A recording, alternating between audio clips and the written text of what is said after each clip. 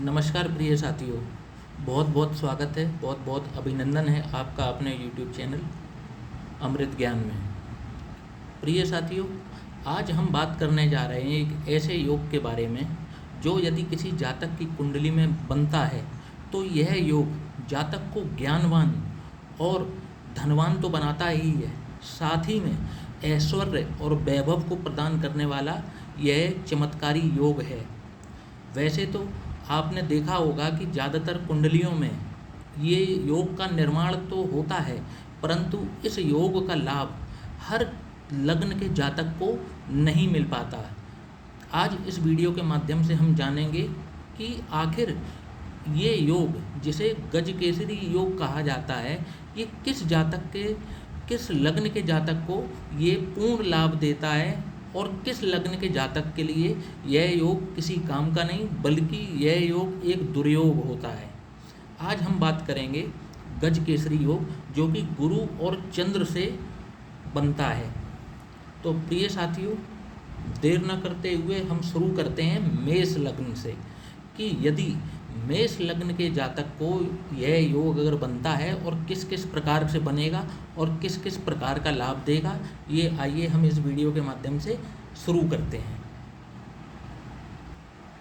तो साथियों, अब हम बात कर लेते हैं कि आखिर देवगुरु बृहस्पति मेष लग्न में उनको किस किस हाउसेस की ओनरशिप है। तो मेष लग्न में जो हमारे गुरुदेव हैं, इनको नवम भाव और द्वादश भाव इनकी जिम्मेदारी मिली हुई है, और जो चंद्रदेव हैं इनको सुख भाव की जिम्मेदारी है। इनकी ओनरशिप सुख भाव पर होती है मेष लग्न में। तो जब भी ये गजकेसरी योग, गुरु और चंद्र का मिलन जब भी मेष लग्न की कुंडली में कहीं पर भी होगा, परंतु इन भावों को छोड़ दें, इस भाव को, इस भाव को और इस भाव को। मेष लग्न की कुंडली में इन तीन भावों को छोड़ करके गुरु और चंद्र यदि परस्पर साथ बैठे हैं या दृष्टि संबंध में हैं, तो इस योग का निर्माण होता है। और यह योग, क्योंकि यहाँ पर बृहस्पति नवम भाव के स्वामी होते हैं। नवम भाव किस चीज़ का है? तो भाग्य का भाव है, पिता का भाव है, धर्म का भाव है, एवं आपके अगले जन्म का भी भाव होता है। ये पिछला जन्म होता है, ये अगला जन्म होता है। और नवम भाव से हम क्या देखते हैं? दूर की यात्राएं, लंबी यात्राएं देखते हैं, धार्मिक यात्राएं देखते हैं। तो देवगुरु बृहस्पति के बाद आपके भाग्य है, आपके भाग्य की पावर देवगुरु बृहस्पति के पास में है।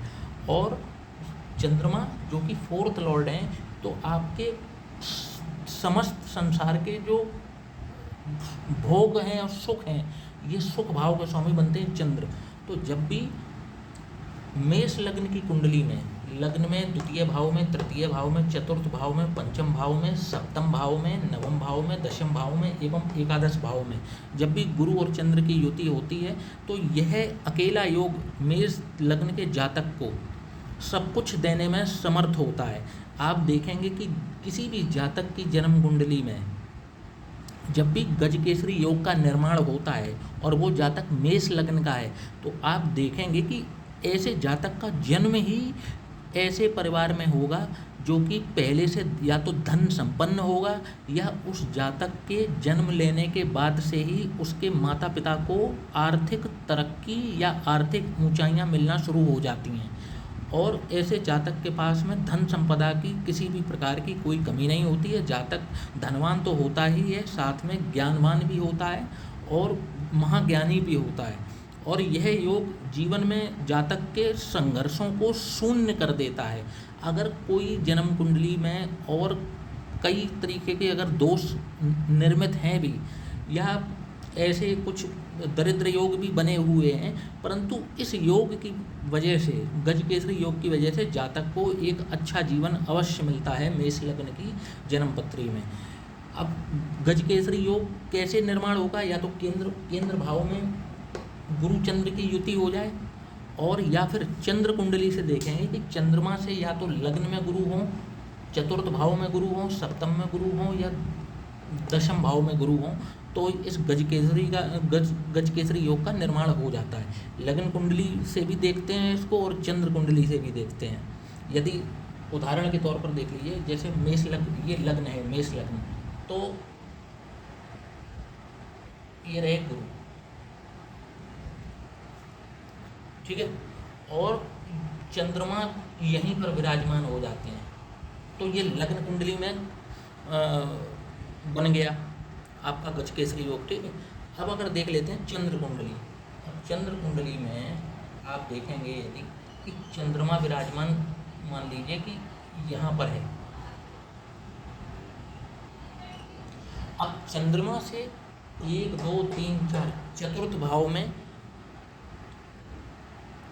भाव में गुरु विराजमान है। क्योंकि अगर चंद्र कुंडली का निर्माण करेंगे तो क्योंकि चंद्रमा मकर राशि में है, तो इस मकर राशि में जब भी चंद्रमा है तो इसको लग्न बना लीजिए, तो ये गुरु घूम के चतुर्थ भाव में आ जाएंगे। तो इस तरीके से चंद्र कुंडली के हिसाब से भी इसमें गजकेसरी योग का निर्माण हो रहा है। और अगर लग्न के हिसाब से देखेंगे तो लग्न के हिसाब से भी मैंने आपको समझा दिया कि यदि लग्न में ही अगर गजकेसरी योग का निर्माण हो जाए या फिर चतुर्थ भाव में हो जाए, गुरु यहाँ पर हों और यहीं पर चंद्रमा भी आ जाए, तो ये गजकेसरी योग का निर्माण हो रहा है। अब बात कर लेते हैं यदि वृषभ लग्न है किसी की। अभी मैंने मेष लग्न में बताया था कि गजकेसरी योग उत्तम फल देता है, श्रेष्ठ फल देता है मेष लग्न में, क्योंकि चंद्रमा और गुरु इनके पास बहुत अच्छे डिपार्टमेंट होते हैं। मेष लग्न में चंद्रमा सुखेश होते हैं और गुरु नवमेश बनते हैं। इनका आपस में मिलन या चंद्र कुंडली से गुरु लग्न में हो, चतुर्थ भाव में हो, सप्तम में हो, दशम में हो, तो ये गजकेसरी योग का निर्माण कर देते हैं। अत्यंत श्रेष्ठ फल देने वाला होता है। जातक को किसी प्रकार की समस्त संसार के सुख साधनों से जातक परिपूर्ण होता है। मेष लग्न में यदि गुरु चंद्र की युति होकर के ये योग का निर्माण हो जाए। अब बात कर लेते हैं वृषभ लग्न की, तो क्या ये वृषभ लग्न में भी एक योग घटित होगा? तो अब इसका जवाब खुद आप दें, मैं बताता हूँ। गुरु इसमें कौन होते हैं? गुरु इसमें होते हैं अष्टमेश और एकादश भाव के स्वामी। ये भाव जितना डेंजर ये भाव होता है, इतना ही डेंजर मैं इस भाव को भी समझता हूँ, क्योंकि ये छठे से छठा है। जितनी मारक क्षमता इस भाव की है, इतनी ही मारक क्षमता इस भाव की भी है, ठीक है। तो अब आप बताइए कि एक तो गुरु अष्टमेश और लाभेश, ठीक है, और चंद्रमा तृतीयेश, तो क्या गजकेसरी योग का निर्माण अगर हो इस लग्न के जातक की कुंडली में होगा? यदि किसी का है गुरु चंद्र साथ में बैठे हैं, तो क्या ये बहुत अच्छा फल देंगे? आप ही जवाब दीजिए। गुरु और चंद्र का मिलन इस जन्म पत्री में कभी भी अच्छा नहीं होता, क्योंकि दो खराब भाव के स्वामी हैं। भले ही चाहे वो नैसर्गिक शुभ ग्रह हों, लेकिन उनके पास डिपार्टमेंट तो खराब है ना। उनको फल यहाँ के देने हैं। इन भाव से जो भी क्रीम निकलती है, अब वो अच्छी हो चाहे बुरी हो, उसके फल इनको देने हैं गुरु को, और इस भाव के फल देने हैं चंद्रमा को। तो कभी भी गजकेसरी योग का निर्माण अगर हो रहा है, वृषभ लग्न में गुरु चंद्र साथ में बैठ रहे हैं, तो ये कभी भी अच्छा फल नहीं देंगे। आपको लगेगा कि भाई इस जन्म पत्रिका में गजकेसरी योग है, लेकिन वो कभी भी, चाहे वो गुरु की महादशा जब भी लगेगी या चंद्रमा की महादशा अंतर्दशा लगेगी, ये जातक आपको परेशान ही दिखाई पड़ेगा। और परेशान दिखने के साथ में जातक के पास आर्थिक तंगी बनी ही रहेगी, क्योंकि गुरु नैसर्गिक धन के कारक होते हैं, विवाह के कारक होते हैं, संतान के कारक होते हैं।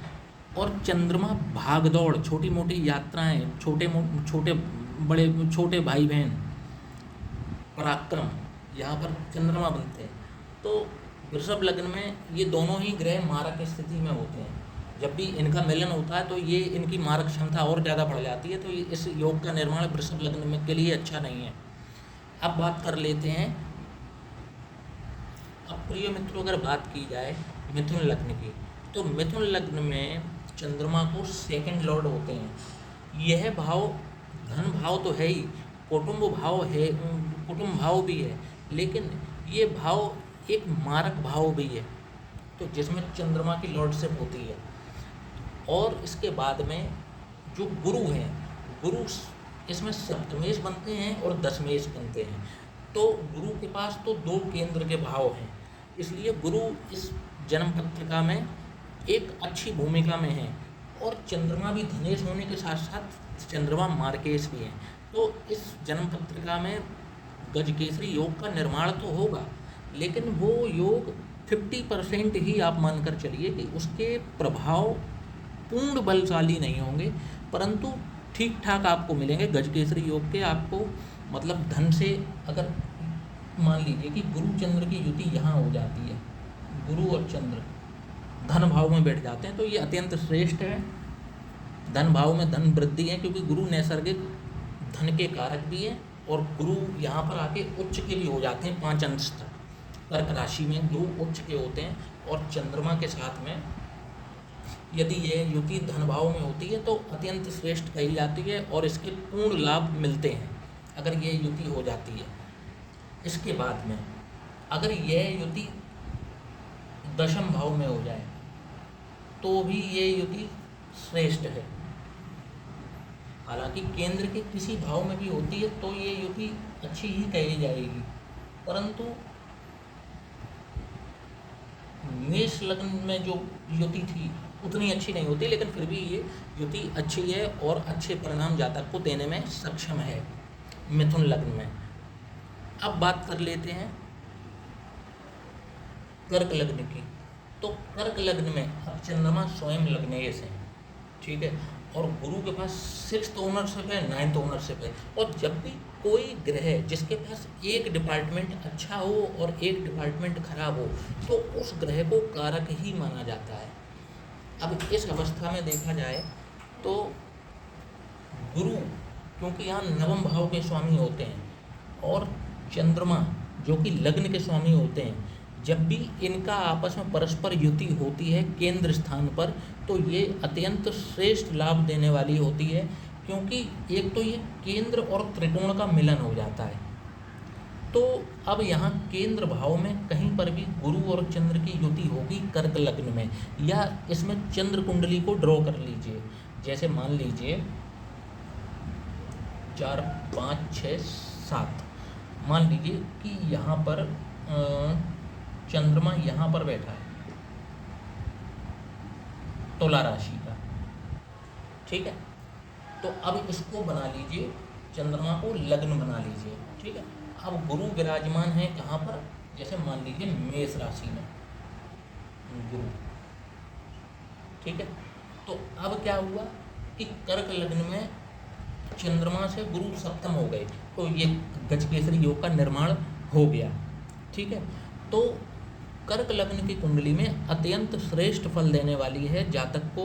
बस वही वाली बातें कि ज्ञानवान बनाती है बाई बर्थ, मतलब ऐसे जातक को आध्यात्मिक ज्ञान तो होता ही है। ऐसे जातक को आपको आध्यात्मिक ज्ञान सिखाने की ज़रूरत नहीं पड़ेगी, उसके पास में खुद वो लेकर के इतना ज्ञान आया है, पिछले जन्मों से इतना ज्ञान वो लेकर के आया है, उसका संचित ज्ञान उसके साथ में आया है। तो ऐसा जातक जो है ना बाई बर्थ ज्ञानी तो होता ही है, गुरु कहलाता है। वो अपने ग्रुप में अपने मतलब कहीं पर भी आपने ऐसे बहुत से जातकों को देखा होगा कि बस वो उनको इतना मतलब नॉलेज होती है, दुनिया की इतनी नॉलेज होती है, इतना ज्ञान होता है, शास्त्रों की इतनी नॉलेज होती है उनको, और अपने आप ऑटोमेटिक उनका लगाव खिंचाव इस तरफ होना शुरू हो जाता है। तो ऐसे जातकों को आप देखेंगे कि उनके जन्म पत्रिका में कहीं ना कहीं या तो गुरु बलवान है या गजकेसरी योग का उनके निर्माण होता है। यह जो युति होती है ये जातक को बाई बर्थ मतलब जातक बढ़ता चला जाता है, उसकी नॉलेज इतनी टॉप की होती है कि ऐसे आप मंत्रमुग्ध हो जाएंगे। कभी आप मिलके देखिए कि किसी ऐसे जातक का जिसका गजकेसरी योग का निर्माण हो रहा है, वो आप उस जातक से बात करिए। हाँ, बस ये देखना कि पता चले वृषभ लग्न में गजकेसरी योग का निर्माण हो रहा है तो वो तो उल्टा ज्ञान देने वाला व्यक्ति हो जाएगा। मैं लग्न बताता जा रहा हूँ, जैसे अभी मैंने एक बताई थी मेष लग्न, जो कि सुप्रीम होती है गजकेसरी योग के लिए, क्योंकि इसमें गुरु और चंद्र दोनों की ओनरशिप बहुत अच्छी है। बस उनकी युति 6, 8वें, 12वें भाव में नहीं होनी चाहिए, बाकी की उनकी युति कहीं पर भी होती है तो श्रेष्ठ फल देने वाली होती है, ठीक है। इसके बाद में अब बात करते हैं वृषभ लग्न की, तो वहाँ मैंने इसको कट कर दिया।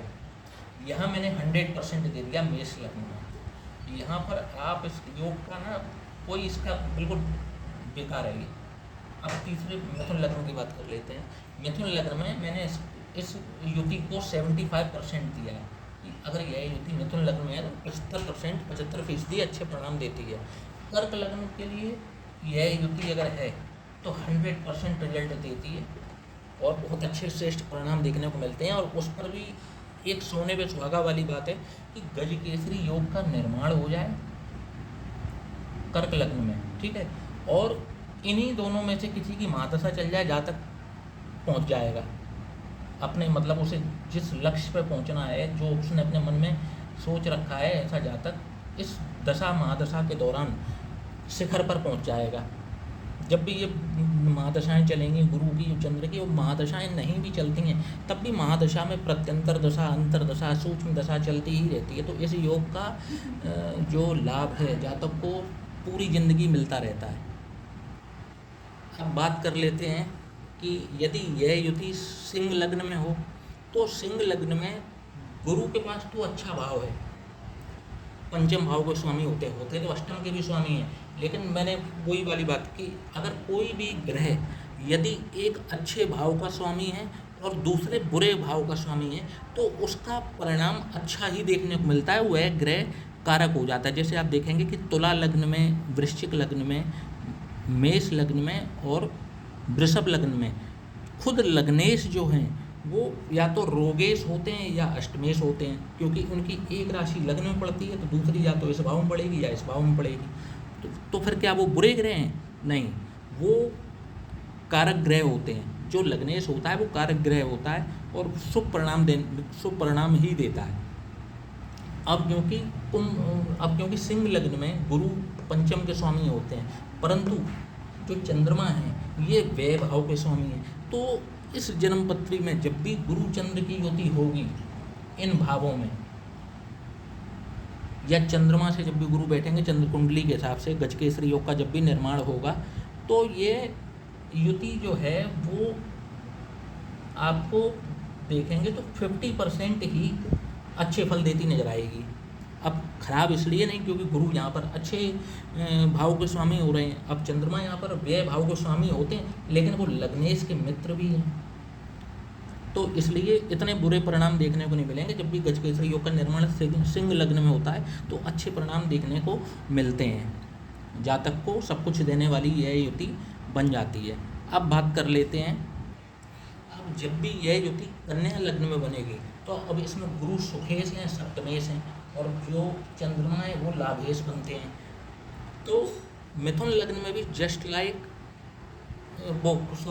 कन्या लग्न में भी जस्ट लाइक मिथुन लग्न जैसा ही प्रभाव देने वाला होता है यह गजकेसरी योग। जैसा मिथुन लग्न में मिलता है ना, वैसा ही कन्या लग्न में भी मिलता है, क्योंकि इसमें भी बृहस्पति जो हैं वो 2 केंद्रों के स्वामी हैं, 2 केंद्रों के अधिपति होते हैं और चंद्रमा जो है लाभ स्थान के होते हैं। तो यह भी कन्या लग्न में भी 75% अच्छे परिणाम मिलते हैं और 75% एक अच्छे योग कहा जाएगा। गजकेसरी योग एक अच्छा योग कहा जाएगा और जातक को सब कुछ दिलाने वाला बन जाएगा जीवन में। और कोई उसके अच्छे योग हो रहे हों ना हो रहे हों, लेकिन एटलीस्ट यह योग का निर्माण यदि जन्मपत्री में है तो जातक कभी भी धन के लिए संघर्ष करता हुआ आपको नज़र नहीं आएगा। वो पहले से ही ऑलरेडी इतने धन संपन्न परिवार में उसका जन्म होगा कि वो धन के लिए दुखी तो नहीं रहेगा। तो ये चीज़ है कि कन्या लग्न में गजकेसरी योग जो है 75% अच्छे परिणाम देने में सक्षम है। अब बात कर लेते हैं तो तुला लग्न वालों के लिए एक तो गुरु रोग, रिपु और ऋण के भाव के अधिपति बनते हैं और तृतीय से भी बनते हैं। तृतीय भाव अष्टम से अष्टम है, तो मैं अष्टम में और इस भाव में भी कोई फ़र्क नहीं समझता, क्योंकि ये भाव भी अष्टम से अष्टम होता है, इसलिए ये भाव भी एक तरीके का मारक भाव है।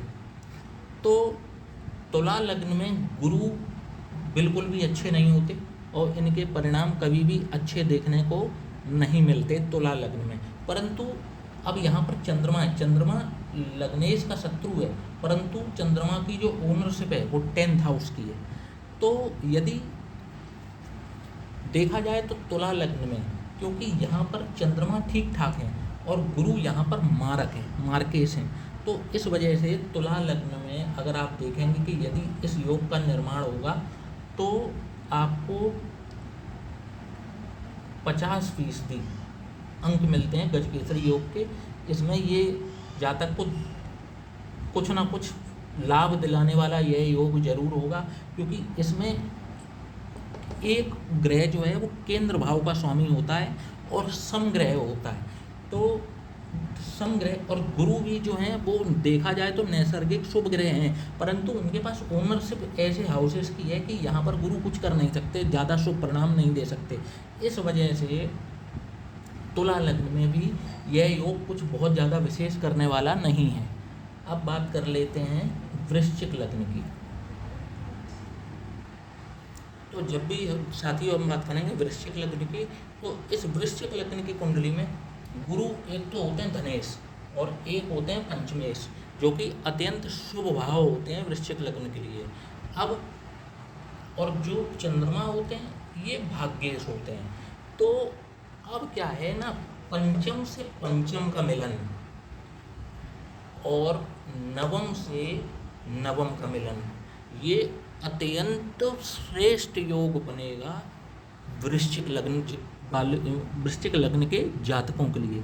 जब भी वृश्चिक लग्न के जातकों को गजकेसरी योग का निर्माण होता है, गुरु चंद्र का आपस में केंद्र स्थान पर युति हो या चंद्रमा से गुरु लग्न चौथे, सातवें या दशम भाव में विराजमान हो, तो यह योग एक अत्यंत मैं कहूँगा प्रभावशाली और अत्यंत संपदा प्रदान करने वाला यह योग बन जाएगा।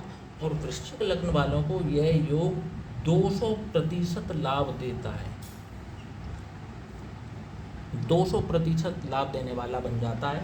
बस एक ही शर्त है इसमें, तो इसमें ना हो, इसमें ना हो और इसमें ना हो, बस बात बाकी कहीं पर भी गुरु चंद्र की युति हो जाए या केंद्र स्थान में गुरु चंद्र की युति हो या चंद्रमा से गुरु केंद्र में हो, तो यह युति इनकी जो है वो अत्यंत श्रेष्ठ है और एस गुड एस पंच महापुरुष राजयोग जितनी प्रभावशाली आप कह सकते हैं कि पंच महापुरुष जो योग होते हैं, 5 योग, जैसे कि शश योग, मालव्य योग, भद्र योग, हंस योग और रुचक योग, एस गुड एस ये योग उतना ही प्रभावशाली है। बल्कि ये तो व्यक्ति, आप इस व्यक्ति के व्यक्तित्व को देखते रह जाएंगे, इसकी वाणी को सुनते रह जाएंगे। जब भी वृश्चिक लग्न के जातक की जन्म कुंडली में जब भी गजकेसरी योग का निर्माण हो रहा होगा, आप देखेंगे, आप बार बार ऐसे व्यक्ति से सुनना चाहेंगे, उसको आप खिंचे चले जाएंगे, उसकी इतनी मृदुभाषी होगा ऐसा व्यक्ति। तो वृश्चिक लग्न में बहुत अच्छा परिणाम देने वाला यह योग बनता है। अब बात करते हैं धनु लग्न की। तो साथियों, धनु लग्न में गुरु खुद लग्नेश हैं और खुद सुखेश हैं। पहली चीज़ तो 2 केंद्र के अधिपति हैं, अत्यंत कारक ग्रह हैं, अपनी स्वयं की लग्न के लिए अत्यंत कारक ग्रह हैं, परंतु यहाँ पर चंद्रमा जो हैं वो अष्टमेश होते हैं। तो धनु लग्न की जन्मपत्री में जब भी गजकेसरी योग का निर्माण होगा, गुरु चंद्र की युति कहीं पर भी होगी, तो यह युति 50% ही अच्छे परिणाम देने में सक्षम है। ये बात आप गांठ बांध करके रख लें कि जब भी धनु लग्न में गुरु चंद्र की युति होती है तो यह युति आपको 50% या मैंने फीसदी में इसलिए बोला ताकि मैथमेटिकली आपको समझ में आए कि यह योग कितना प्रभावशाली होगा। और इसका कोई रीज़न नहीं है, मैं कोई स्केल लेकर नापने नहीं बैठा, मैं केवल ये समझाने के लिए है आपको कि 75% है तो आपको इस योग में 75% अच्छे रिजल्ट मिलेंगे और 25% खराब भी मिलेंगे। मतलब आपको कहीं से जैसे पैसा मिलना है वो थोड़ा सा परेशानी से मिल रहा है, तो हो गई ना आपके लिए थोड़ी सी परेशानी, तो हो गई ना। तो मैं इसी प्रकार की बात कर रहा हूँ कि जैसे मेष लग्न है, अगर ये बनती है तो 100% अच्छा ही रिजल्ट देती है, ये कन्फर्म बात है। वृश्चिक लग्न में अगर बन रही है तो कन्फर्म अच्छा रिजल्ट देगी, कर्क लग्न में बन रही है तो कन्फर्म अच्छा रिजल्ट देगी, ठीक है। तो मिथुन में ठीक ठाक है और तुला में भी चलिए ठीक है, लेकिन वृषभ लग्न में ये युति बिल्कुल भी अच्छी नहीं है। और इसके बाद में अब बात अगर कर लें दशम भाव की, वो मकर लग्न की, सॉरी। अब मकर लग्न की जब भी बात करेंगे तो गुरु क्या व्यय भाव के स्वामी बनते हैं, तृतीयेश बनते हैं। दोनों ही खराब भाव हैं ये भाव भी खराब है, ये भाव भी खराब है, जो उनके पास ओनरशिप है, तो ये दोनों भाव उनको खराब मिले हैं। और चंद्रमा जो है यहाँ पर परम मारक की भूमिका में होते हैं, सप्तमेश हैं और परम मारक की भूमिका में है। तो इस लग्न के जातकों को गजकेसरी योग निर्माण का कोई लाभ नहीं मिलेगा। उल्टा जब भी गजकेसरी योग का निर्माण इनके में हो रहा होगा तो वो इनको धरातल की ओर ले जाने की ही कोशिश करेगा, इनको ऊंचाइयों पर नहीं बढ़ाएगा। यदि इनके में अगर गुरु की महादशा लग जाए, चंद्रमा की महादशा लग जाए, तो इन जातकों के जीवन का वो सबसे वर्स्ट पीरियड होता है। तो मेष लग्न में अगर मैं कहूँ तो बिल्कुल शून्य है, मेष लग्न में बिल्कुल शून्य होगा। इस योग का निर्माण अगर होगा तो वो इनके लिए कष्टदायी ही होगा, इनके लिए अच्छा कभी नहीं होगा। अब बात करते हैं अगली लग्न की। अब बात करते हैं कुंभ लग्न की। तो कुंभ लग्न में देखेंगे यदि आप, तो जो गुरु बनते हैं, ये तो एकादश भाव के जो कि लाभ का भाव है, और एक बनते हैं धनेश।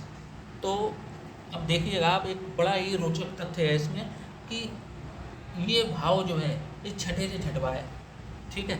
और ये भाव जो है ये मारक भाव भी है, इसको मारक भाव भी कहा जाता है, लेकिन ये लाभ भाव भी है और धन भाव भी है। तो धन की दृष्टि से तो यह योग अच्छा है, धन और लाभ की दृष्टि से तो यह योग अच्छा है। परंतु आप देखेंगे कि जब भी कुंभ लग्न की जन्म पत्रिका में, क्योंकि चंद्रमा यहाँ पर रोगेश हैं और कर्ज के कारक भी हैं, रोग भाव के भी कारक हैं और शत्रुओं के भी कारक हैं, तो आप देखेंगे कि जन्म पत्री में जब भी गुरु चंद्र जिस भाव में बैठेंगे, आप देखेंगे कि उस भाव से संबंधित रिश्तों में आप खटास जरूर देखेंगे या परेशानियां जरूर देखेंगे। आप अगर देखेंगे कि जब भी, जैसे कि मान लीजिए कि गुरु यहीं पर विराजमान होते हैं,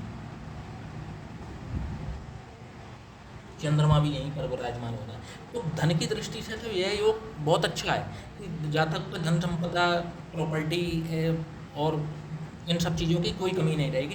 परंतु आप देखेंगे कि इनके घर के माहौल में यह युति जो होगी ना, वो कहीं ना कहीं घर के लोगों को या तो इनके माता पिता को बीमार करने वाली होगी यह युति, और या फिर इनकी कहीं ना कहीं जिस भाव में ये युति हो जाएगी, अगर ये युति आप देखेंगे कि कुंभ लग्न है और चतुर्थ भाव में हो रही है, तो यहाँ सुखों को बढ़ाने वाली हो जाएगी, नो डाउट, बहुत बढ़िया रिजल्ट करेगी यहाँ पर, ठीक है। लेकिन आप देखेंगे कि इनकी माता के लिए ये कष्टदायी हो जाएगी।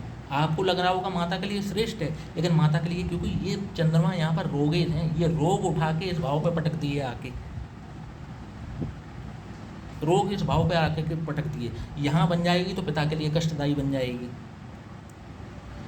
आप देखें अगर यहाँ बन जाएगी तो आप देखेंगे कि आपके जैसे ये सप्तम भाव जो आपके जीवन साथी का भाव है, और तो 1 2 3, तो आपके जो साले और मतलब साले या साली या ससुराल संबंधी, वहाँ पर आप देखेंगे कि ये परेशानियाँ खड़ी करने वाला योग हो जाएगा। आपके लिए बढ़िया है, लेकिन आपसे जुड़े रिश्तों के लिए यह योग खराब हो जाएगा, क्योंकि यहाँ पर रोग भाव एक्टिव होगा। जब भी इस गुरु चंद्र की युति होगी तो यहाँ पर रोग भाव एक्टिवेट होगा, और जब भी ये महादशा चल गई चंद्रमा की, तो फिर आप देखिएगा कि फिर भगवान ही बचाए।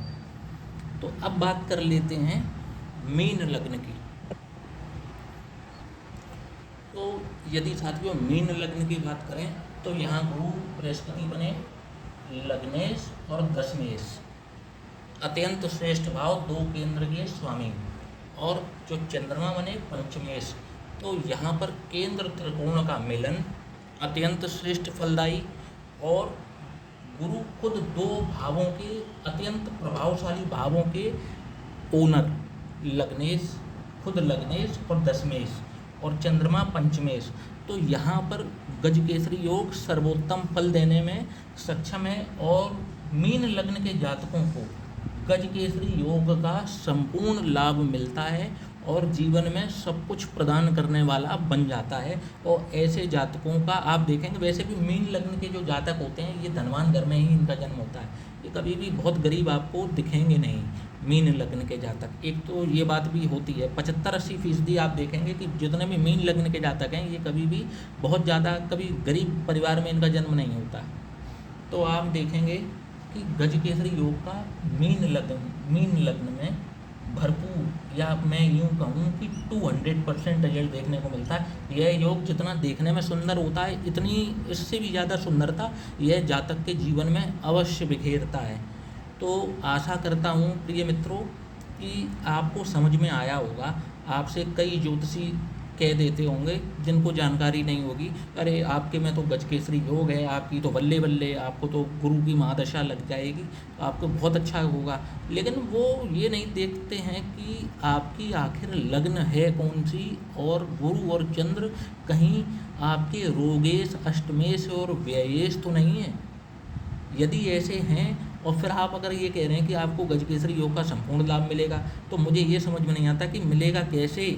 अगर गुरु अष्टमेश है, गुरु अष्टम भाव का स्वामी बनता है, या गुरु इस भाव का स्वामी बन जाए, इस भाव का स्वामी बन जाए, यहाँ का स्वामी बन जाए, तो ये अच्छे फल कैसे देगा। ये एक सोचने वाली बात है। यह चंद्रमा है, चंद्रमा इस भाव का स्वामी हो, इसका स्वामी हो, इसका स्वामी हो, और ये स्वामी होकर के ये युति बन रही है, दो खराब भावों के अधिपति आपस में युति कर रहे हैं, तो ये अच्छे परिणाम कैसे दे देंगे, या इनकी महादशाएँ अच्छी कैसे चली जाएंगी।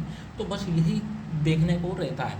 तो अगर अपने इस पूरे वीडियो को अगर समरी दूं आपको, तो मोटा अगर कहूँ तो मेष लग्न के जातकों के लिए गजकेसरी योग अत्यंत श्रेष्ठ होता है, कर्क लग्न के जातकों के लिए अत्यंत श्रेष्ठ होता है, वृश्चिक लग्न के जातकों के लिए अत्यंत श्रेष्ठ होता है, और मीन लग्न के जातकों के लिए अत्यंत श्रेष्ठ होता है। मिथुन के लिए ठीक ठाक है, कन्या लग्न के लिए ठीक ठाक है, और भी अगर इसे और समराइज करूं तो ठीक है, सिंह लग्न में ठीक है, तुला लग्न में ठीक है, ठीक है, धनु लग्न में भी फिर भी ठीक है, परंतु वृषभ लग्न में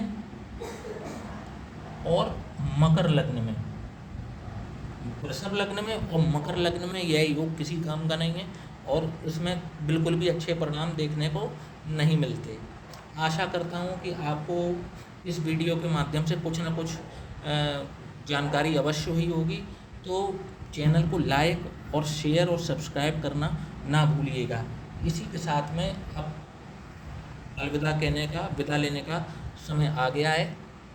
तो जय श्री राम।